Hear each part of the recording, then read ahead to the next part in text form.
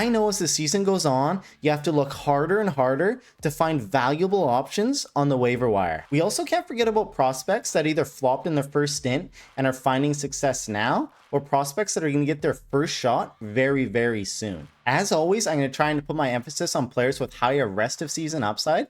They may carry more risk, but I'm going to try to continue avoiding a boring vet who's just going through a hot streak at a dish or an older player, and I'm going to continue to focus on that youth, opportunity, and underlying skill set. To be honest, this isn't the sexiest overall waiver wire by any means, but there's still some really intriguing players with lots of upside that can help your fantasy rosters in a lot of categories in the short and long term. There'll also be a shallow league segment for guys that I think should be on way more rosters based on Yahoo, and we'll quickly go over a deep league segment for all those guys in 14, 16 plus team leagues, all those sickos out there. No judgment, I think it's awesome. And of course, we'll recap my previous waiver wire video from 2 weeks ago, see how the guys are doing, see if there's a punishment justified. Let me know if you guys like that last punishment of me gunning that beer in that ice bath last week, or if you have any ideas going forward. As always, I appreciate everyone watching these videos. Thank you. If you aren't subscribed, I know a lot of you aren't, it would mean a lot if you hit that button, put on those noties, don't miss a video, give a thumbs up. Let's see if we can try to get to 500 subs in the next couple weeks here. That would be wicked. You know, pump up my ego, pump up my confidence, so the next time out on the course with the boys, I need to go super low. For those of you that are new here, I'm Chris. Welcome to Number 2 Sports. And like Dak Prescott always says, baby, here we go!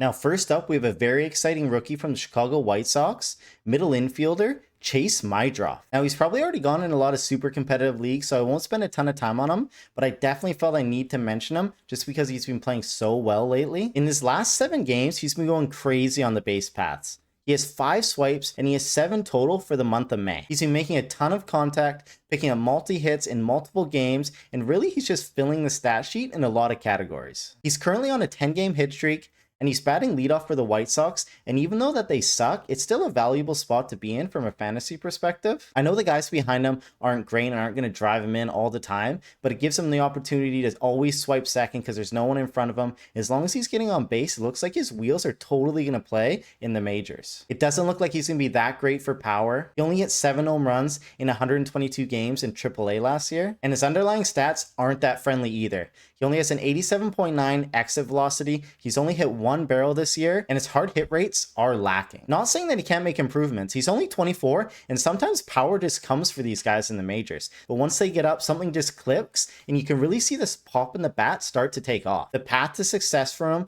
will be getting lots of hits, making lots of contact, getting on base, getting those swipes, and hopefully some of these guys behind him can start driving him in, get some runs, and it's totally possible. His chase and whiff rate are great, and he only strikes out 15% of the time, and walks 11.4%. His batting average and balls in play is a little high at 355, so you can expect some regression there, as evidenced by his expected batting average hovering around 264. Again, I can see a path for him to be a consistent starter in 12-team leagues. I'm just not completely over the moon on him. The White Sox lineup just being crappy all around him just overall puts a damper on his ceiling and makes his room for error a lot smaller than other people in these loaded lineups. Because again, he's not going to get driven in. He's not going to have as many RBI opportunities. Steals are so hard to come by on the waiver wire though. So if you are in desperate need, he's probably either A, already gone in your league, or you should go grab him right now. First pitcher we have up is a high upside strikeout player from the New York Yankees, Will Warren. Now, similar with Chasey Boy, I know this guy probably got scooped up in a lot of super competitive leagues,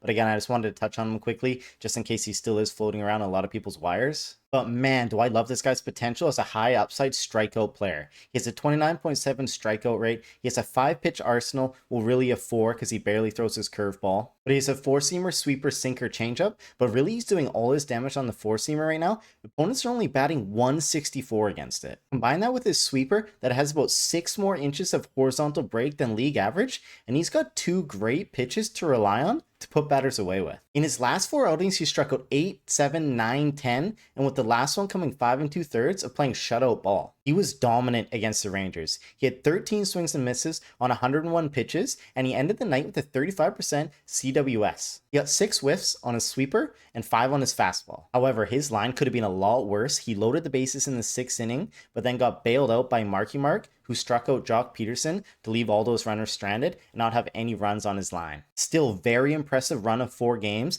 especially with that strikeout potential. I love that strikeout potential, you guys know that. And if you look at his FIP, it's actually only 2.84 compared to his ERA in the 4s. So really, he's got a little unlucky on the mound, and there should be some positive regression there. I think if he continues to pitch the way he pitches, that ERA can come a little bit lower with those strikeouts still going up, up, up. Again, I probably know he's not available in a lot of these leagues, so it's all right. It's all good.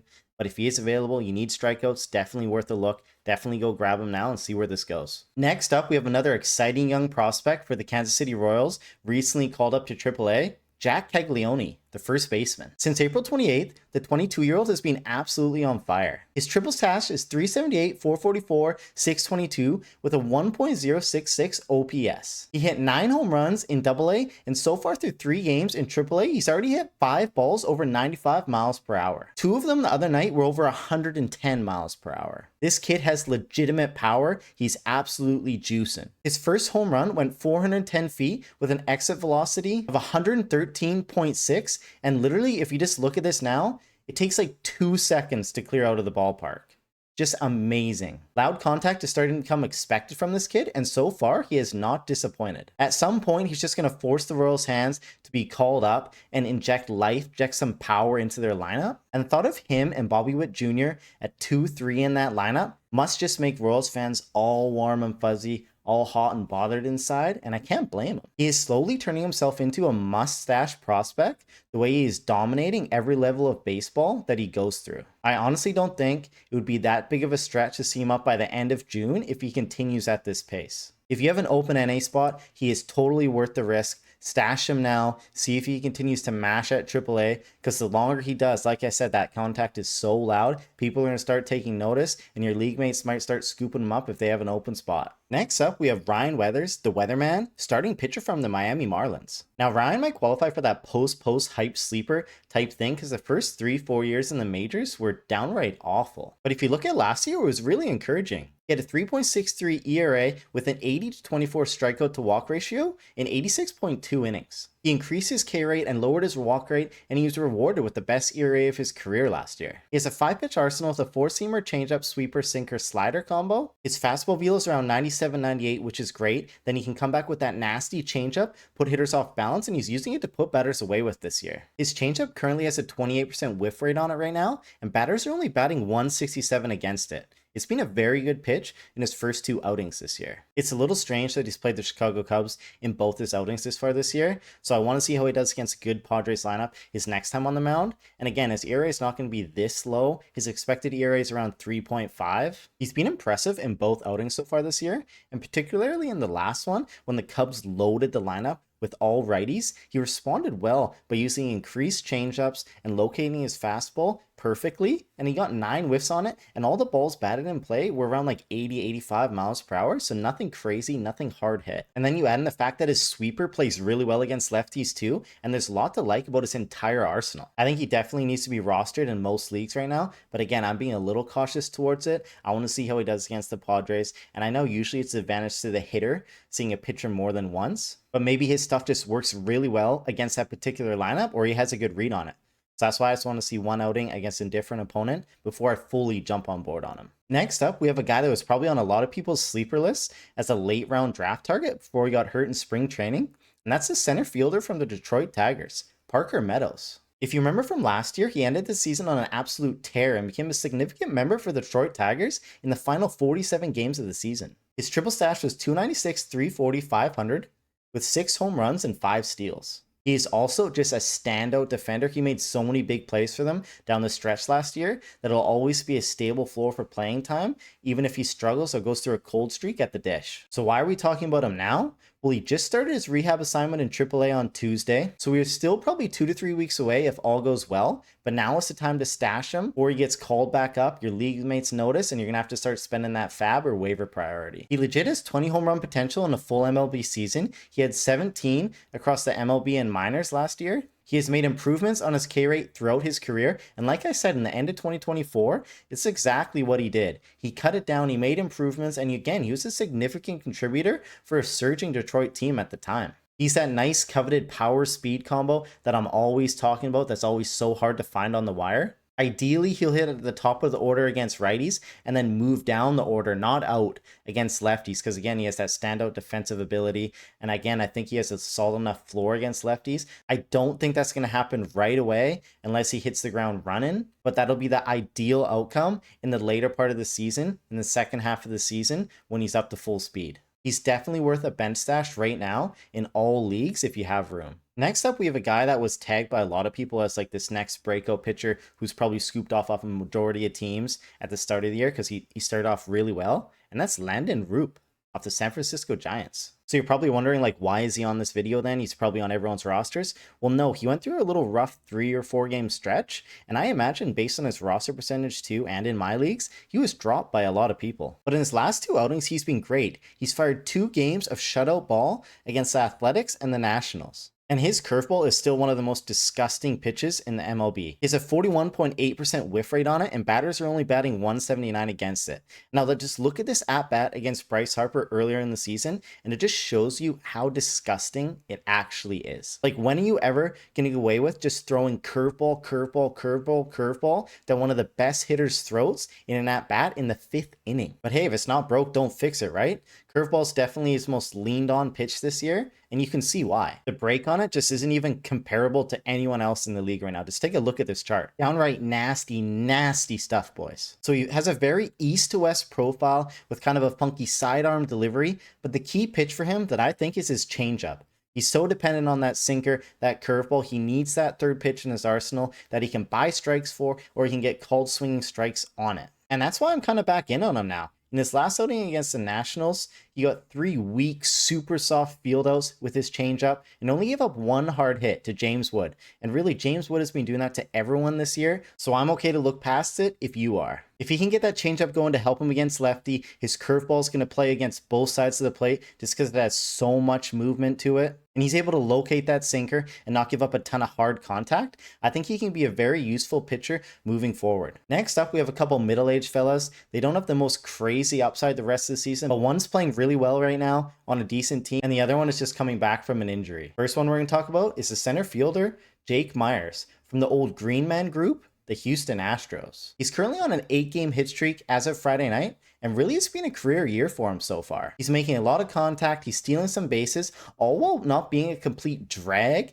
in all the other categories like he has in prior seasons. His K percentage is great, he's not chasing or whiffing too much, he's taking the walks given to him. You'd like to see him bat higher than 6th or 7th, so he has more run potential, more RBI potential. But in 5 outfielder teams in deep leagues, you can do a lot worse than Meyers on the wire. I also love guys in contract years or in arbitration years where they have a chance to get a big pay increase, and that's exactly what he's in right now. He'll potentially be in year 2 of arbitration. He avoided it this year, and that can be a significant pay increase. So you can never put it past a player who's made unexpected changes when they have a huge motivation to make life-changing money. Maybe this is legit. I don't completely buy it just because he's never fully proven it to us in the past.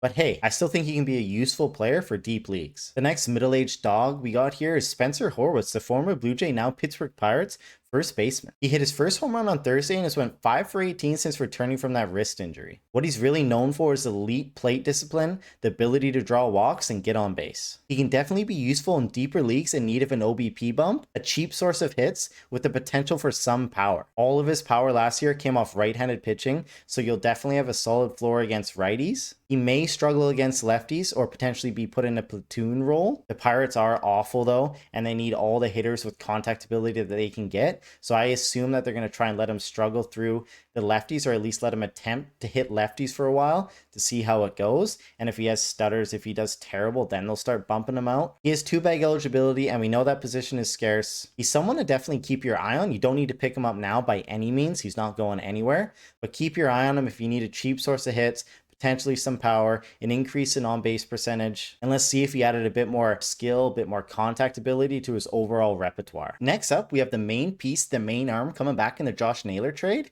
and that's Slade Cecconi. starting pitcher off the Cleveland Guardians. With the injury to Ben Lively, and now the news that he's actually undergoing season-ending elbow surgery, Slade has a chance to stick in the rotation for the foreseeable future. And his first two Guy's sharting, bro. Hard to speak English nowadays, you know? But in his first two starts, the 26-year-old has shown that he's hungry. He wants it. He wants to stay in this rotation. The Guardians have a great reputation for developing pitchers, and he showed enough flash, enough potential in the minors and through his time in the majors that he has that underlying skill set to develop into a decent starter in the MLB. His fastball hovers around 98, which is great, and it's up a tick from his time in Arizona. And against Cincinnati, he was painting that thing upstairs, outside, down low, hitting every corner. It was playing really well for him. He ended the day with 8 strikeouts and 3 earned runs. Even though while he was pitching, he'd only let in 1, the bullpen just let him down for the last 2. His next outing was against a tough Detroit Tigers lineup this year, and he did great. He only allowed 1 earned run, and that was a solo shot by Torquay Boy in the 6th inning. He had an elite CWS of 36%, generating 14 swings and misses on 84 pitches. So through 2 outings, he has a 36.7 whiff rate, 31.1 K rate, and a 4.4 walk rate. All elite stuff. You guys should also know by now that I love starting pitchers with that RP eligibility, especially if you're punting saves or if you're in a daily lock league, in a points league, and you can just throw them into that RP spot and try and get a win, quality start, or rack up those Ks. I think it's awesome. He has an absolutely disgusting schedule coming up though, starting with his next outing against the Dodgers. Then if it lines up correctly, he's going to go to the Yankees and Houston. So if he can survive those next set of 3 games and come out there without absolutely imploding, I think he's going to be a must-start guy, must-roster guy. So let's circle back then in a few weeks, but I'm putting him in here now in case he got a spot to stash him. Let's see how he does. Next up, we have a guy who's already switched teams once this year. It's Kody Clemens, the second baseman from the Minnesota Twins. Kody started the season in Philadelphia, but was then scooped up by the Minnesota Twins earlier this season. And man, has he been absolutely tearing the cover off the baseball lately. He's went 14 for 44 with 3 home runs, 10 RBI, and a 682 slugging percentage. He's on pace for career highs in nearly every category across the board. The big question is, can he keep this up?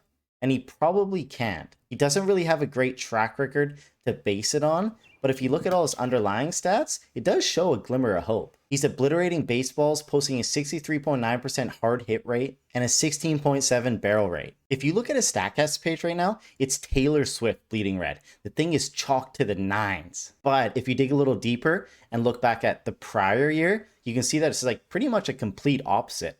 So again, like I said, this is like an insane career year that he's having at the dish. However, though, there are some issues. He has an expected batting average of 336 and an expected slugging percentage of 648, both of which are currently higher than his current marks. Now, this may just be a current hot streak, but I think there's a lot of worse guys to grab and pick up and ride out than him.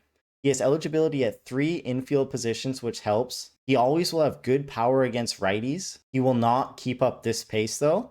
But there is some hope that he can be a decent, useful option for deep league teams moving forward. Next up, we got Big Bird, Hayden Birdson, starting pitcher from the San Francisco Giants. So this is another guy that was like a preseason breakout pick or sleeper pick, Mr. Birdsong, but that all came kind of crashing down when he didn't make the opening rotation like a lot of people thought he would. And people loved him so much because he showed legitimate swing and miss potential, and he has a great arsenal. He has a strong secondary group of pitches with his curveball, slider, changeup, and each of these 3 pitches produce a whiff rate over 32%. The one big thing in his game that really will prevent him from, say, breaking out or being a reliable starter in fantasy is his command. He walks way too many batters, puts himself behind in way too many counts, and then that's where he gets in trouble. So what did he do in his first start back to the rotation?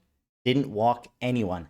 Zilch. So that's what gives me some confidence about picking him up and starting him going forward. We all know he has the swing and miss potential, the high upside strikeouts. It's his command, always being his command. He needs to dial that in to be able to pitch deep into games, not load the bases, get rocked, keep his pitch count low. And if he can do that, he can be a very useful fantasy starter in 12-team leagues. He had 11 whiffs, struck out 4 batters, and didn't allow a single earned run against a decent Kansas City offense. I'm not the highest on him by any means.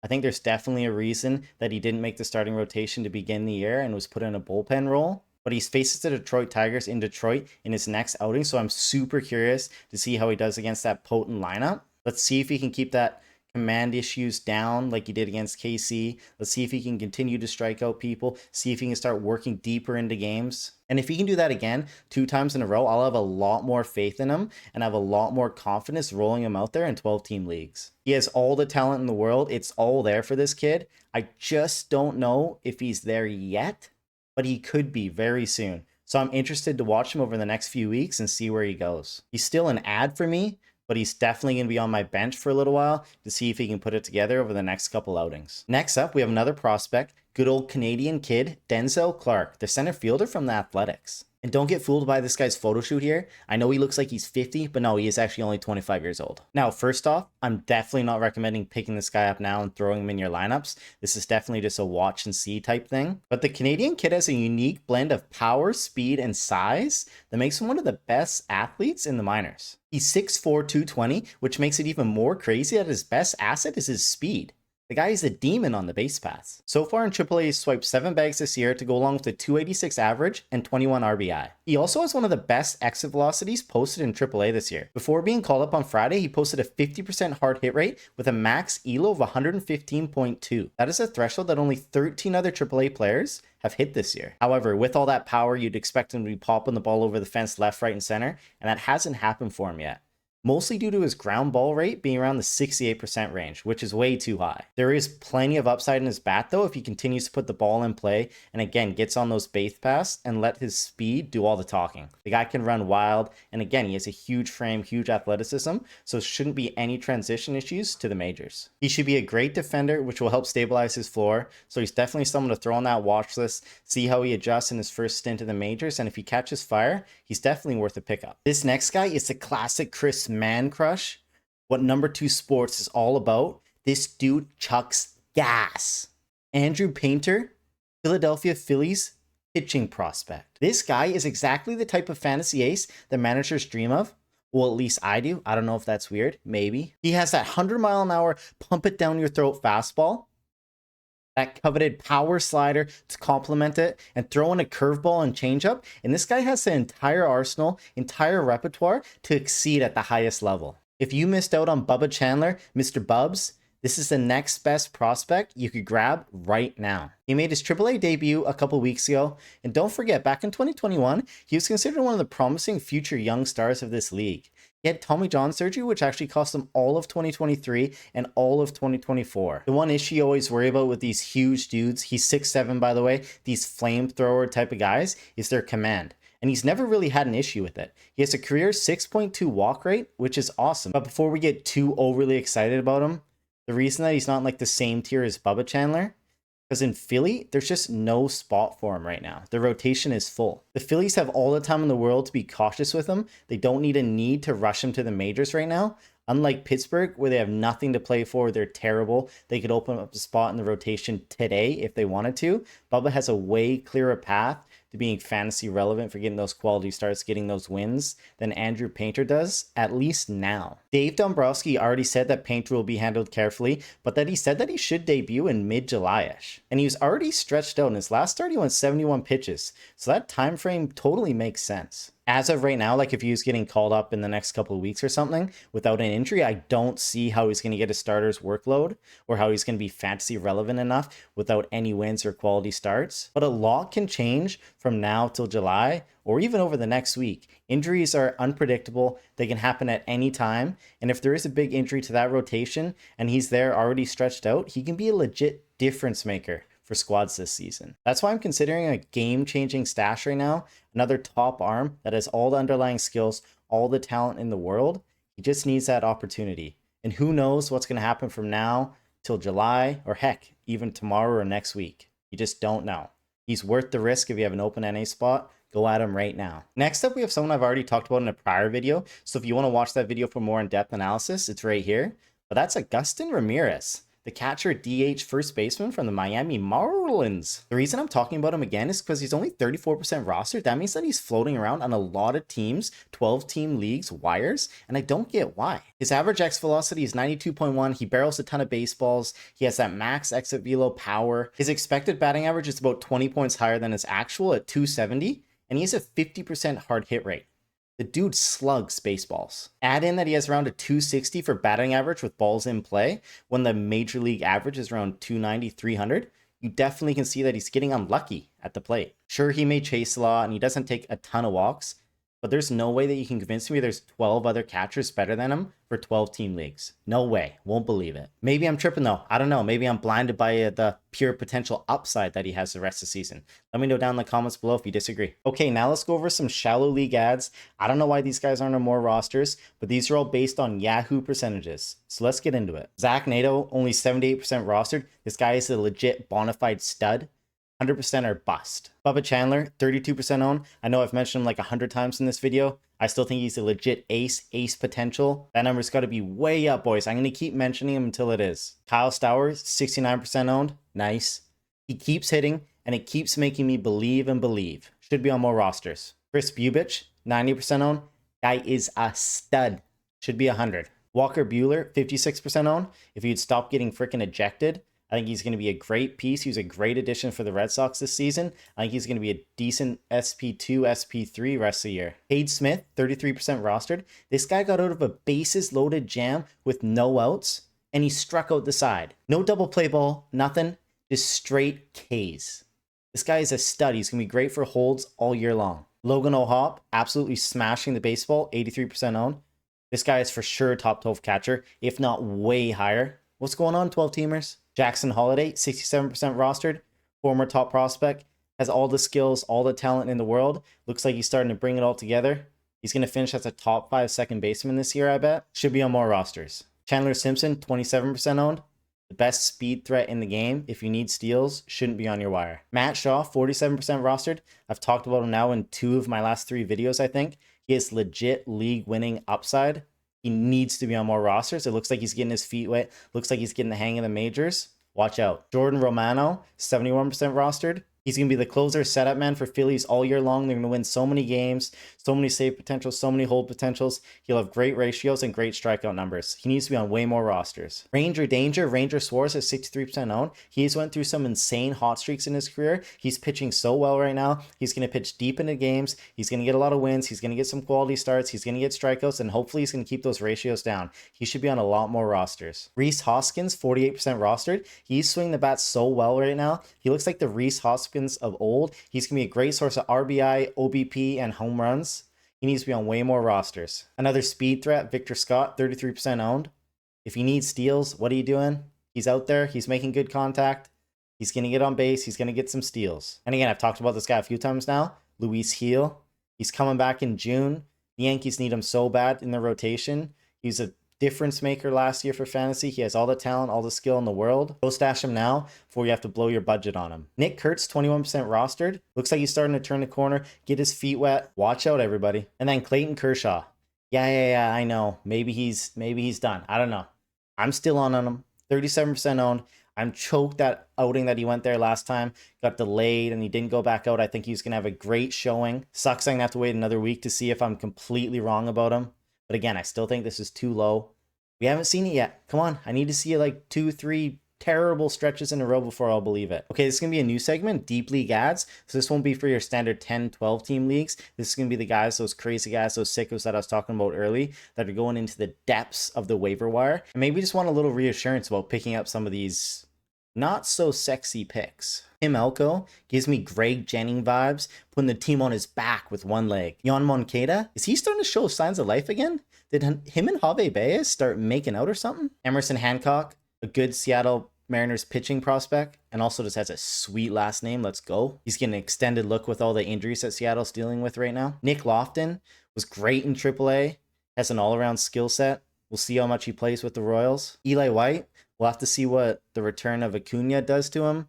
A cheap source of steals, though. Rowdy Tellez, baby. Only start this guy on Saturdays. All of his home runs come on Saturdays. He loves playing under the lights. He loves playing those big games, baby. Saturday streamer only. Andrew Benintendi, is he coming back? Is he looking good again? I think he does. He looks good in the last couple weeks. Dylan Dingler, still the best fantasy name in the game right now. Detroit's lineup is good. I think he has a lot of potential for catchers. Luis May, definitely a future potential closer in this league. It's not going to be this year, but he's a flamethrower, high upside strikeout guy. Who knows? Maybe by the end of the year, he's going to get up into a high leverage situation, maybe even setup man. I don't know. Guy's sick, though. He's filthy. Robert Hassel, he was the main piece, or one of the main pieces in the Juan Soto trade.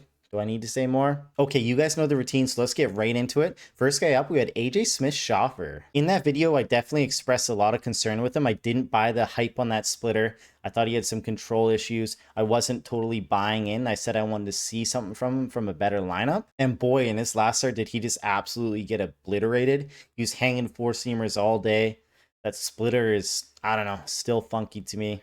Maybe I'm an anomaly. I don't know. Let me know. Kind of the fact is I never fully trusted him. I definitely said he was more of a bench stash because he does have upside. He has skill. He has potential. But I think at this point, he's definitely just a streamer in plus matchups. Next guy up with Gunnar Hoglund. And I guess the guy just hates LA. Can't blame him for the Dodgers start. Dodgers are obliterating everybody. I am a little worried at Angels start. He struck out 5 in both, but he's having issues with the long ball. He allowed 2 more home runs against the Angels after allowing 3 against the Dodgers. So I'm definitely not starting him against Philly. I still have some faith in him. He's still a talented young pitcher, but I'm not starting him in my lineup for Philly. I'm letting him ride on the bench for sure. Cade Horton is the next one. He was solid for his 2 outings. Wasn't spectacular. You'd like to see those strikeout numbers higher. But again, the big issue with him is he needs that third pitch. I think it's going to be his curveball, but he's been throwing his changeup a little bit. He needs to develop that third pitch for long-term fantasy success. And if he can do that, I think he'll be a valuable starter this year and beyond. Javier Baez had a couple big days, but then it's definitely slowed down a little bit, which obviously he had to. He couldn't sustain that level of play. It would be unrealistic. We'll see if he can bounce back in the next couple days here. And if he can't, if he starts going back into a cold streak, starts going back into that crappy Baez of the last 3 years, tucked away in that shell, I don't think he'll be useful, but let's wait and see. Give him a couple more days, give him a week. Let's see if he can get back into that power, get back into that nice swing of his, and start seeing him obliterate that baseball again. Baez. Trey Sweeney was definitely recommended as a deep league guy, and he's done diddly squat since then, couple hits here and there. I have long-term hope for him, but I think in 12-teamers, he's definitely back to the waiver wire. Don't think twice about it. Drop him and move on. Keep an eye on him for him, though. See if he goes through a hot streak later in the summer months when it starts warming up, because he does have the underlying skill set and potential. JP Crawford, again, kind of another deep league guy. Solid for hits, solid for runs, batting at the top of the Mariners lineup. They're hot right now. Go Mariners. I think he's fine. He'll be a useful guy in mixed team leagues. I guess I'm taking some L's in that video for sure. The next up, we had the Mr. Colorado Rocky, Mr. Ryan, and he, again, hasn't done much at all. His bat totally cooled off. I guess it was just one of those classic little hot streaks that he's known to do throughout his career. Definitely don't need to hold him by any means. He's just a guy that you're going to want to pick up when Colorado has a nice stint of home games, especially in the summer month when the ball is just going to be flying out of there. But I'm not super high on his rest of season upside, so I think we can definitely do better than him on the wire. And last up, we had Colt 45 and Tuesday. I'm not going to make you listen to me sing, don't worry. But we had Colt Keith off the Detroit Tigers. And I don't know, I think he was pretty solid. Collected some hits, got some RBIs, scored some runs. You'd obviously like to see some more power and more consistent on-base percentage. But again, for two-bag, such a weak position, I think that was decent. If you guys disagree, I'm not going to take an L on him right now. But if you guys disagree, let me know in the comments down below. Overall, though, definitely some L's. And that can happen now at this point of the year when we're trying to get deeper into that waiver wire. I'm okay to admit it. I'll rehash it every time. I'm going to go over these every time. I'll let you guys know when I gave a bad recommendation. Got no problem with that. And it looks like you guys get to see some punishment. So, oh boy, here we go.